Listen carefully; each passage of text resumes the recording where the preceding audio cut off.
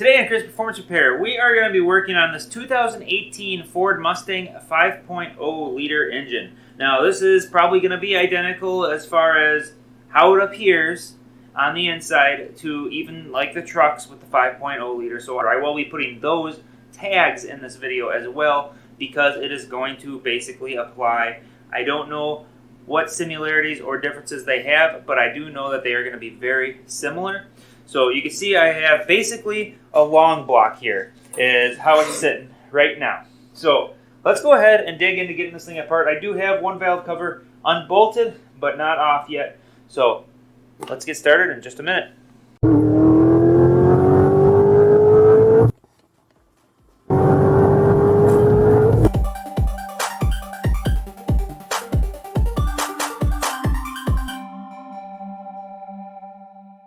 So, the 2018 Ford 5.0 liter.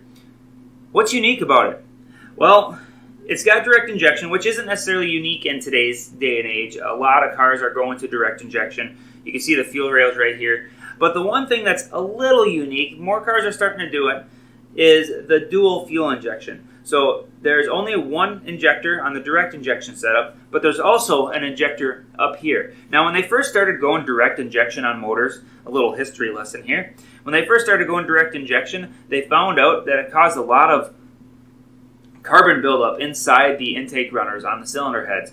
And that's partially to do with the PCV system, but mostly to do with the fact that there's no fuel running across it to help clean it out. So the cylinder heads are hot, the intake is cold, the air rushing in, coming from the PCV system, or even a little bit of dirt that makes it through the filter, will come through that cold air, cold intake, go down here, hit the hot intake runners on the cylinder head, and it'll start to collect on the cylinder head, build up a whole bunch of material, cause issues down the road. This fuel injection system has kind of solved that by having both injection types. Now, I'm not sure how they run the software, if they have the up top injectors firing at high end only, or if they do that during the low end, or if they cycle them back and forth. I'm not sure how they set it up. I'd be kind of curious to find out. If you know, if you're a tuner and you're aware of how they fire this system, please leave a comment below. I am curious myself. It'd be kind of cool to know.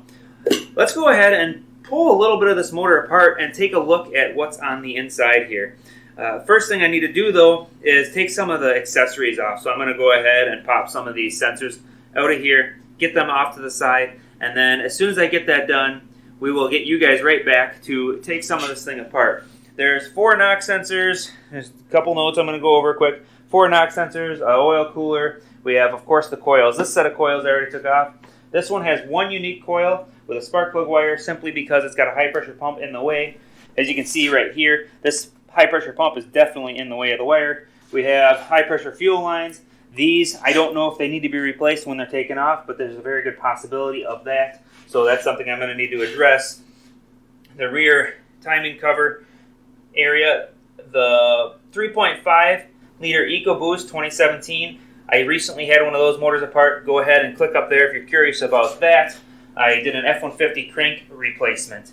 Now, this motor does not have anything wrong with it, but that EcoBoost did. It had a broken crank. Now, that rear timing cover on the EcoBoost was a piece of tin, like stamped tin. It's a really flimsy, crappy rear main seal piece, and that rear main seal piece, being all stamped steel, it bent really easily. This one is actually a nice aluminum cover here. So this one's not so bad, and it's going to be a lot better unit. I will be able to reuse it, no problem. But the point I'm getting at is the stamped steel, it bent very easily. I was able to reuse the one I did, but I had to be very careful with it. So if you have one of those, if the trucks are maybe a little bit different, I'm not sure, and that's the difference, who knows. Anyway, if it's stamped steel, be careful. But let's get this guy apart quick. And with that, I'm going to start ripping and tearing here.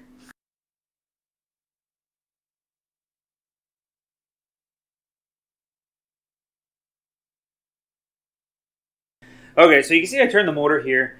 All I'm going to do quick is I'm going to take and try and siphon out as much antifreeze as I can. I'm tipping it to try and get the antifreeze to collect over in one spot and drain it as much as I can. It only has one block drain, and it's got a like a Loctite material on it, or sealer material, and it's a really big plug. There's no real frost plugs on this motor, so there's nothing I can do there. It doesn't have any smaller drains, so I'm just going to try and minimize when I pull the heads off having antifreeze spill everywhere. And by doing this, basically siphoning out a little bit of the antifreeze here. I tried doing it from the other side on that fitting, and it just did not work for me very well. So I'm going to try and do it this way here and see what happens. So, I don't know. It's worth a shot at least, at very least. Try and get this hose down as far as I can into the head and then have all the antifreeze drop down into the cylinder head. As you can see below, I am struggling a little bit with the puller here. This is a very tight for the style of puller that I have. I believe there's probably a specialty puller for this particular vehicle and this particular pulley. I don't know if this is going to be the same pulley as the trucks have, but as far as this Mustang goes, this is definitely a very, very tight area to work with for getting the puller into. I think I have it, so I'm going to go ahead and get this thing out of here, and then we'll get to doing the timing cover.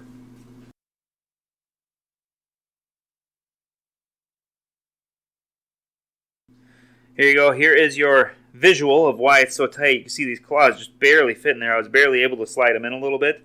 A guy, I might actually take a die cutter and just open up this little area a little bit, and then this clamp will fit perfectly fine. So I could have probably thinned down my clamp, but I really didn't want to mess with my tool and weaken it.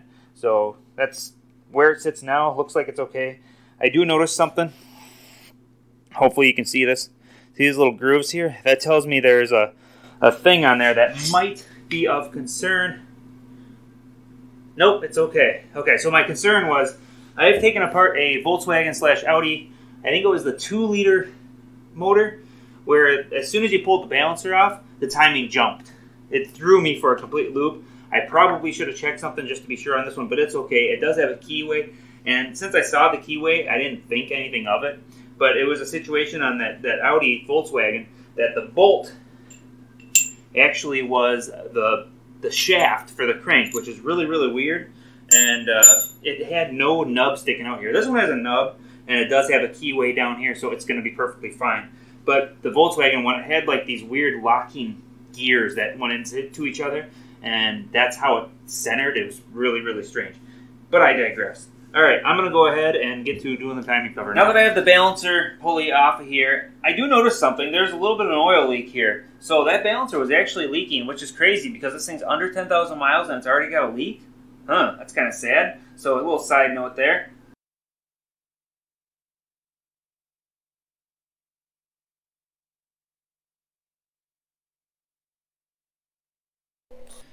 Okay, so I went ahead and I got all this unbolted here.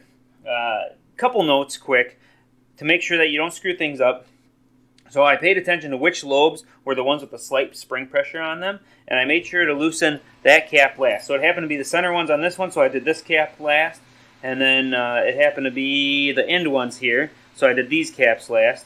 And when I did this one, I was just kind of slow, but it really didn't raise up any, so I just went ahead and zipped them out. This side seemed to have a little less pressure on it than the other side. Not sure why.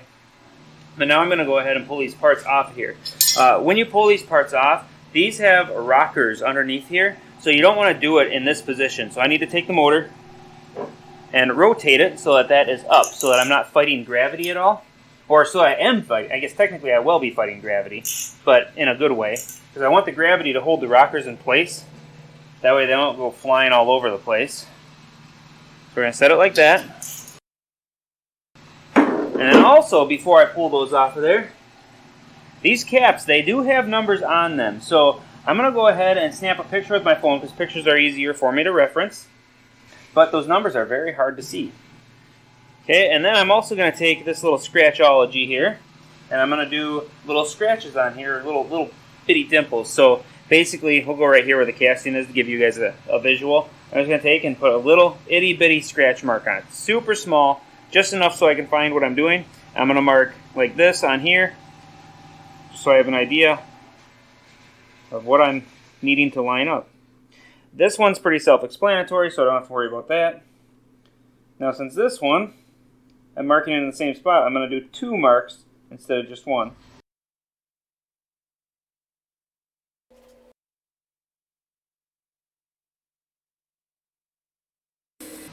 Oh, okay. So I have a little dilemma here. This chain, it actually comes across the parts here. So, hypothetically, I would need to compress this thing and pull the chain off. So now I need to go ahead and figure out what I need to do to get these sprockets or chains off of here. I might be able to actually loosen the sprocket bolt for this guy here. Now, I don't want to just go loosening it because obviously it's going to try and turn things. I need to hold it. Now, there's these slots here, or these flat spots, and you can put an adjustable wrench, or if you find the correct size wrench on there. I'll just use an adjustable wrench. I don't think it's going to take me much torque. But I'm going to put an adjustable wrench on there, hit it with an impact while just holding up on it a little bit. That way it's not bashing the valve train at all, because it is going to vibrate some. And the impact's going to make it a lot easier to remove, because otherwise I have to fight myself. And sometimes that can be a real challenge, especially if this bolt happens to be a reverse thread. And it's probably a stretch bolt, so I'm probably going to have to replace it. But I think if I pull that bolt off of there, I can just slide that pulley forward just enough so it can clear the casting and come out of there. Okay, so I pulled it forward. Hopefully there's no weird lineup situation with that, but I guess I'll find out real quickly here. Okay, so this motor does have a pin, a lineup pin that goes to the camshaft. I checked quick, so we're okay there. It's not going to be a big deal. Now, one thing I do want to do is make sure I compare the rocker arms real closely to make sure they are the same. This motor's so new and fresh, I'm really not worried about mixing them up. I just got to make sure I have everything in a box that's nice and clean. So I'm going to get myself a box, get everything out of there, and then we will get to pulling the cylinder head. Alright, I got all the valve train out of there. We're going to go, and you can see I got these things just kind of zipped down, so those I won't lose track of very easily. Hopefully the machine shop can put his tooling across these two flat surfaces when he does the milling surface factor of things. So if you are new to this channel, this is actually for a performance build, this Mustang, or this engine. And if you want to see the full project, be sure to go to the episode up in the corner. There's a full project. I'm putting boost to this motor as the end goal. That's why it's being taken apart with such few miles on it. And as soon as the video is posted, I'll go ahead and throw it in the corner there. But for now, let's go ahead and get the cylinder head off and see what the combustion chambers, pistons, things like that look like on one of these 5.0 engines, because I happen to have one here, and we're digging right into it. Before we do that, though, let's cover a few things about removing a cylinder head. This thing is really new, right? I don't know how good the metal is. I mean, it looks like a really nice casting. It's probably perfectly fine. I might not have to do this. People have said that this doesn't make a difference. Other people said it does make a difference. I've tested it on some motors, and it does make a difference on some motors. I can't say all of them. But when you're removing the head bolts on a cylinder head, I personally feel it's a good practice to reverse torque them. It doesn't really take any other extra time other than having to do the bolts a couple of times, because I only go a little bit of a turn on the bolts and I reverse torque them, and then I go the rest of the way as in the same reverse torque. So I'm loosening the bolts twice versus once, and I feel it's worth doing, but some people don't, and that's their personal preference. I just feel like it might prevent warpage to the head later on. It's a personal opinion. Oh boy, these things are tight. Holy crap. So you can see I just did it a little bit. Now I'm not going full reverse pattern because I'd be crisscrossing right away, but I'm going to do the ends just a little bit, then I'm going to go towards the center a little bit more. Holy cow, is this thing tight. Wow.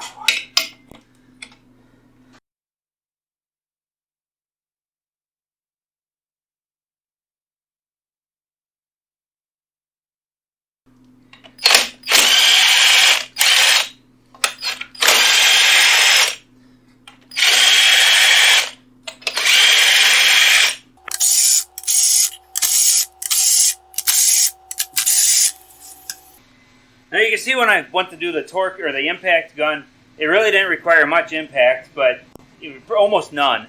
But I didn't really pay attention to the pattern. I just went straight across because they were already loosened at that point. All I was using that for was to run the threads up, so I don't have to sit there and do it by hand, So that's all that was for. Otherwise, I loosened them fully with the breaker bar there.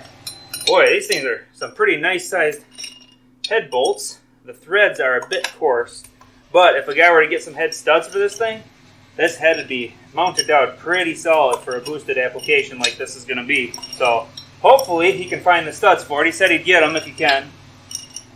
And if he does, that would be awesome because this would have a lot of strength with that. That's a pretty hefty size stud for a 4-valve head like this. So as expected, I have a MLS head gasket in here. I kind of figured that would be the case. But the pistons are a dome piston. They are a cast piston, the factory ones. We are going to be changing those. I wonder what he had for available options, if he had a lower option available or not, lower compression option. That'd be kind of cool to throw some lower compression ones in here for boost. Okay, this was not part of the plan.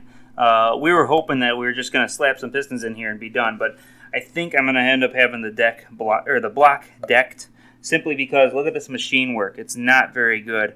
The machine must have came across one direction, cutting one way, and then they must have sent it across the other way, and you can see where there's high and low spots. I wonder if I can actually feel it. If I can feel it, that's really bad. And I can. I can actually feel it with my fingernail. Yeah, that's no good. I think I'm gonna have to talk to the customer, see if he's okay with me decking the block, because that's not cool. That's pretty crude. I'm pretty sad, disappointed in Ford. I wouldn't be so disappointed if it was just in this area, but this is right where all the compression has to be held in, and I can't accept that. This is the only one that has that too. I mean, this one may be a little bit over here.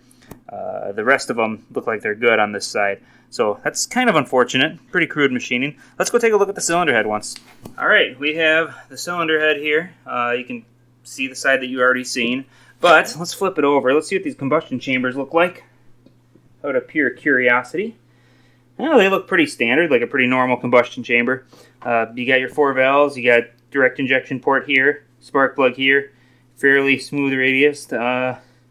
What do we have? Okay, that's a little odd. So there's a weird dimple here that I don't know if that's to change how the burn is, if it has to do with the way that direct injection comes firing across the piston, if it's supposed to catch something, create a hot spot maybe so the burn's more efficient. I'm not sure what that's about. It's interesting, but I'm not sure what it's about. Considering what we're doing to the motor, I may talk to him about that a little bit. Alright, how's the machine job on this head? Honestly, the head machine work looks a million times better than the machine work done to the block. I wonder if they're done at a different plant. I'm willing to bet you they are. So, yeah, this actually looks really good. I bet you it's perfectly usable. Of course, we're going to kiss it anyway, but just to be sure. But I think it's perfectly usable the way it is. So, yeah, that covers that. So that brings us to the end of this episode. On the next one, we'll go ahead and we'll get all the other side taken apart, and then we'll also take care of the bottom end. We'll see what the bottom end looks like, because I haven't even looked at it yet. I did notice one thing that I don't like, so definitely stay tuned for that. I'll show you that when we get to that point. But, yeah, like, share, subscribe, and as always, I hope to see you in the next video. Thanks for joining me on this endeavor.